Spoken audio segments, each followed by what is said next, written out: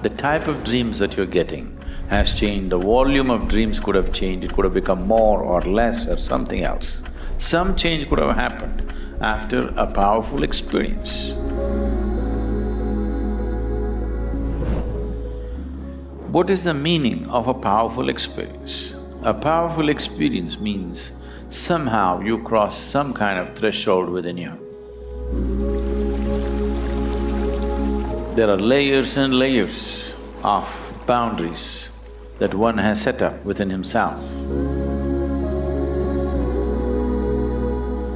On a particular day you broke through one, or you crossed one layer of something, so the pattern of dream could change. So what was not in play, that memory bank which was not in play, has begun to come into play, new release. I don't know if you understand. In India, every Friday they say new release, that means a new cinema is coming. So this is a new release. These can of worms were never there, suddenly new release. Because a powerful experience happened and broke through a certain barrier of memory. These barriers are your protection, because if all of it opens up at once, no mind can handle it, it'll just break. So this is called, this storehouse of memory or storehouse of karmic substance is called Sanchita. This means this is a warehouse of memory. If all of it comes, nobody will be able to handle. So, something from that entered your life.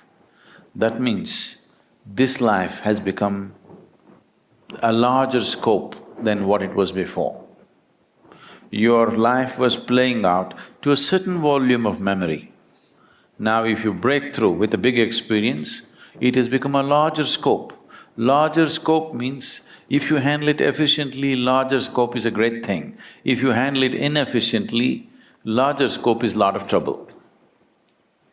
In fact, that is all human beings are struggling with, that human life has a larger scope than other creatures. That is the problem, isn't it?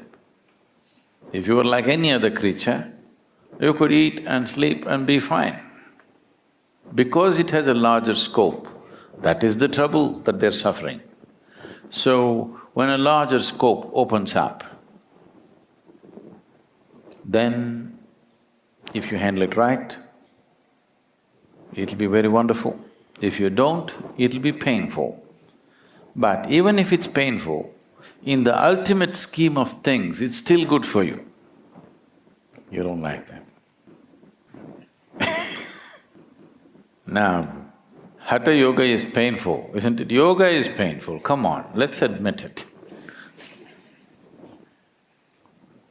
It is painful, but we still do it because in the larger scheme of things, it's good for us. In some way we understand that, that's why we're doing it, isn't it? So, opening up of new areas of memory within you can be very painful. Because now you're putting your life on a fast forward. What should have been handled probably in a next edition, you're trying to handle it in this edition because you're in a little bit of a rush. You don't want to have one more edition, you want to say everything you want to say in this edition. Now it becomes more complex, isn't it? But if you handle it right, it is very good. Otherwise, it suddenly feels like after entering the spiritual path, everything in the whole universe seems to be kicking you up from every direction. Because that's how it is. Because you opened up another dimension which you are not handling. I don't know how it is where you come from, but in India, there is something called as 10th standard, which is a board exam. Okay. Not much stuff in this class, very minimal, but still this is a… this is a place where children are terrified usually. Because the examiners are not their own teachers, somebody else is going to correct their paper. So, it all depends how you win passing till then. Most of them are terrified and antidiarrheal tablets will sell in millions on that day when the examination comes and all kinds of stuff. This is only a kind of a preparing the child, kind of a rehearse for really graduation for the high school, which comes at 12th standard. If you pass 10th standard, which is supposed to be one milestone in the education process, you don't get into a better place. Suddenly 11th and 12th is in a different dimension of study. Till then it was just this. Suddenly 11th and 12th is completely… everything is multiplying at least 4 times over in terms of syllabi and complexity and everything that you require to study. So passing is not always a good thing. But if you don't pass, you don't go to the next step. If you remain in the same step, you will suffer stagnation. If you move to the next step, you suffer a larger challenge that is bound to be there. So this is just like that. If you remain in the same place, life seems to be comfortable.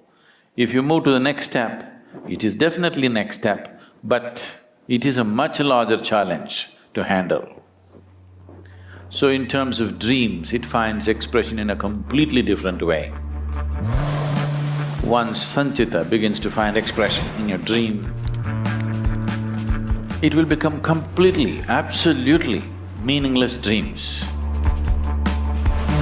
One spot here, one spot there, one this, one that, nothing will be continuous. It will start happening wild dreams without any meaning. You cannot ascribe any kind of meaning to it.